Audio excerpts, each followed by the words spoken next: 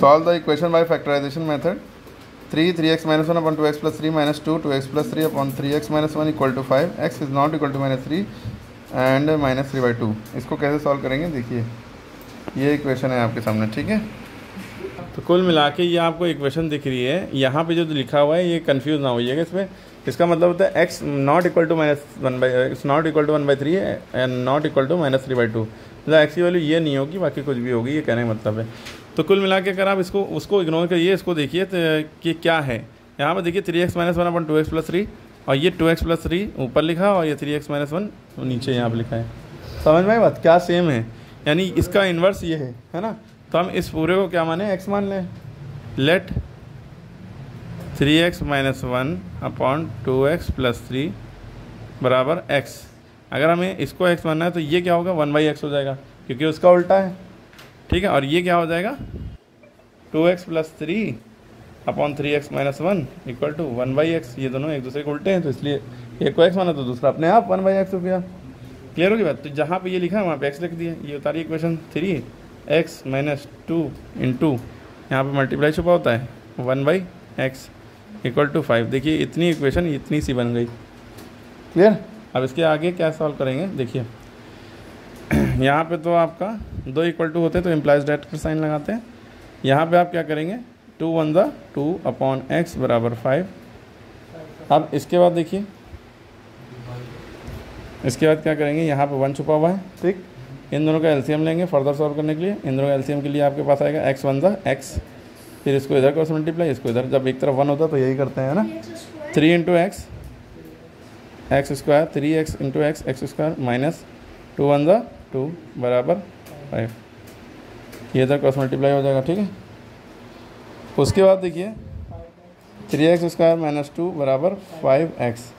यहाँ तक समझ में आई बात ना सबको, कोई दिक्कत यहाँ तक के। अब इसके बाद हम क्या कर लेंगे, 3x स्क्वायर, ये 5x इधर आएगा इक्वल टू के माइनस 5x हो गया ना। और यहाँ पे -2 था, ये लिखा रहा इक्वल टू, इधर क्या बचा 0। जब कोई चीज़ इक्वल टू से इधर उठ के पूरी की पूरी चली आएगी तो उधर 0 बचेगा, ठीक है। अब ये इक्वेशन क्वाड्रेटिक लग रही है आपको, दिख रही है साफ साफ, ax square plus bx plus c की फॉर्म में। यानी कि इसको आप 3 तरह से सॉल्व कर सकते हैं। यहाँ पे splitting the middle term method यानी फैक्टराइजेशन मेथड आप लगा रहे हैं, उसी से करते हैं। अब ये a है, ये b है यहाँ तक के, और ये c है। a से c को मल्टीप्लाई है, 3 टू द 6 आप आया 6 से आपने पढ़ा 2 3 द 6 3 1 3। अगर आप 2 और 3 को कर रहे हैं मल्टीप्लाई, 2 3 द 6 हो रहा है, और 2 + 3 कर रहे हैं तो क्या हो रहा है 5। तो ये तो आने ना, क्योंकि 20 वाला आना चाहिए। अच्छा माइनस में आ रहा है, ये भी ध्यान दिएगा। जोड़ने घटाने पे 20 वाला है, जोड़ने घटाने में देखिए 20 वाला है। उन्हीं नंबरों को अगर हम मल्टीप्लाई करें तो इन दोनों का प्रोडक्ट आए, ठीक है, वो भी माइनस में था। चलो तो हमें -5 यहाँ पर -5 लाना है। तो हम यहाँ पर अगर 2 + 3 कर रहे हैं तो 5 आ रहा है, लेकिन अगर यहाँ भी माइनस लगा दें, यहाँ भी माइनस लगा दें, तो माइनस माइनस प्लस, लेकिन साइन माइनस लगेगा, और इन दोनों को प्लस भी कर देंगे, 2 3 5, ठीक है। यानी कि यहाँ पे हमें क्या लेना है, इस -5 की जगह पे -2 -3 लेना है, ठीक है। तो ये तो हम ऐसे ही उतार लें, 3x स्क्वायर -2 वाला ऐसे ही उतार लें। इस -5 की जगह पे हम लिखेंगे -2x -3x, ठीक है, क्योंकि x लगा तो लगा दिए। अब इन दोनों में देखिए कॉमन क्या है, इन दोनों में x कॉमन है। यहाँ बचा 3x -2, ये x चला गया, ये 2 बचा, ठीक है। इन दोनों में क्या कॉमन है, -1 कॉमन ले लिया, -1 कॉमन लेंगे, यहाँ से गड़बड़ लेंगे। आप इसके आगे बढ़ते हैं तो यहाँ से -1 कॉमन लेना ही पड़ेगा, कुछ कॉमन नहीं है तो -1 कॉमन लेंगे।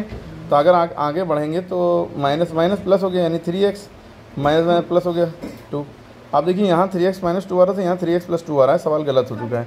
जो यहाँ आया था वहीं आना चाहिए, ठीक।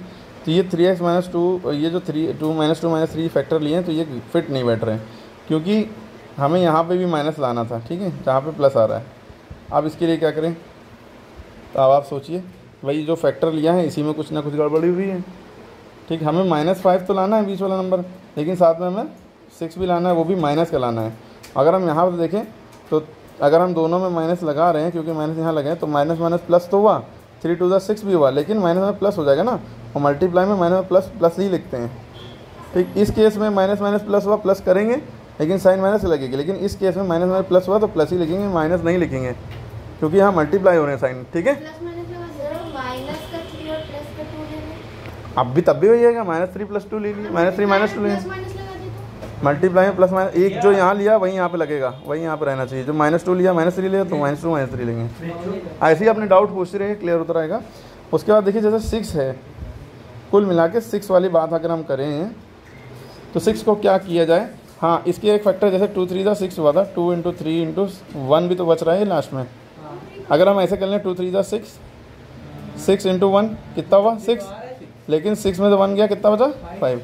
अब यही काम में देखिए हमें ये 5 भी माइनस में लाना और 6 भी माइनस में लाना। देखिए यहाँ माइनस है ना, 3 × 6 -6 आ रहा है, तो यही चीज़ हमें माइनस में लाना है। तो अगर हम -6 लें तो -6 1 -6, अगर हम -6 लेंगे यहाँ +1 लेना पड़ेगा।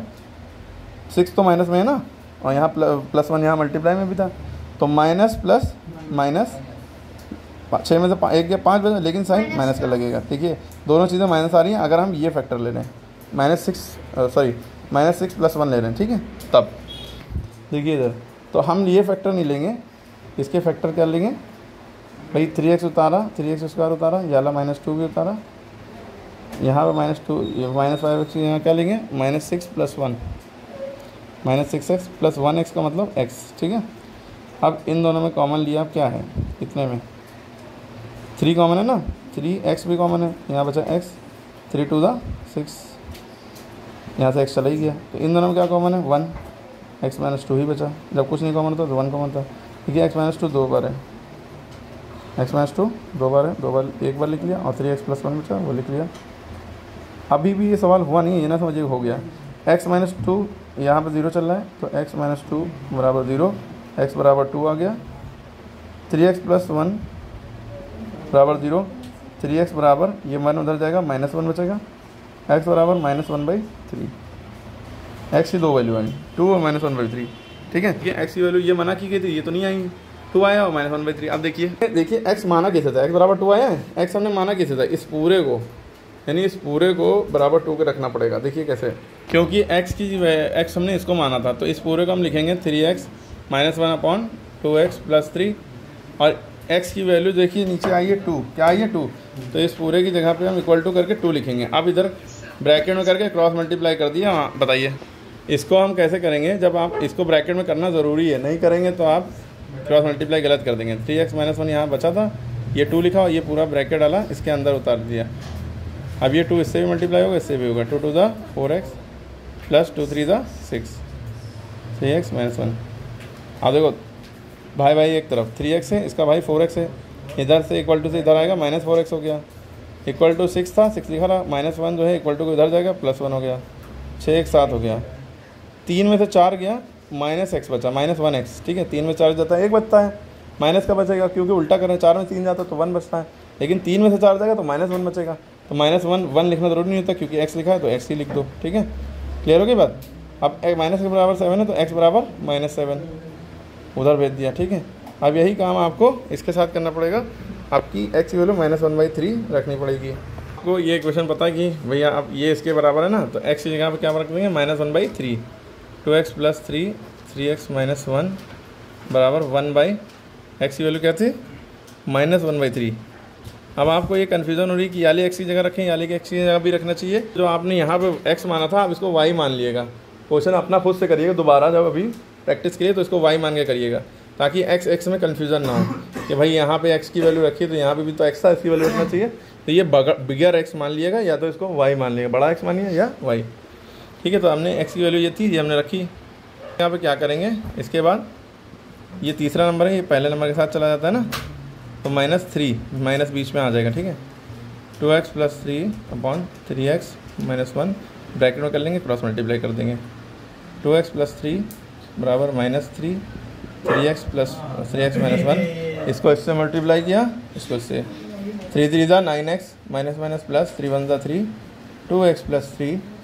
अब देखिए भाई कौन है, 2x का भाई कौन है, -9 इधर आएगा, +9, ये +3 इधर, +3 कट गया, 0 बचा, ठीक है। इधर तो 0 बचा, कुछ गड़बड़ है लग रहा है, गड़बड़ है कुछ, 9x है, इधर 0, इन दोनों में कुछ कॉमन नहीं है। 2x बराबर अगर हम x कॉमन ले लें तो बचा 2 + 9, अरे सॉरी 2x + 9x 11x बराबर 0। x की वैल्यू क्या आ गई 0/11, यानी x की वैल्यू क्या आ गई 0 ही आ गई। क्लियर होगी बात? की वैल्यू 0 आएगी, एक x की वैल्यू क्या आएगी -7 आएगी। क्लियर होगी बात? फिर से सवाल देखिएगा सही से समझ के, फिर अच्छे से समझ में आएगा, फिर से देखने के बाद ही समझ में आएगा, और फिर से इसको करेंगे नहीं तो तब तक नहीं समझ में आएगा।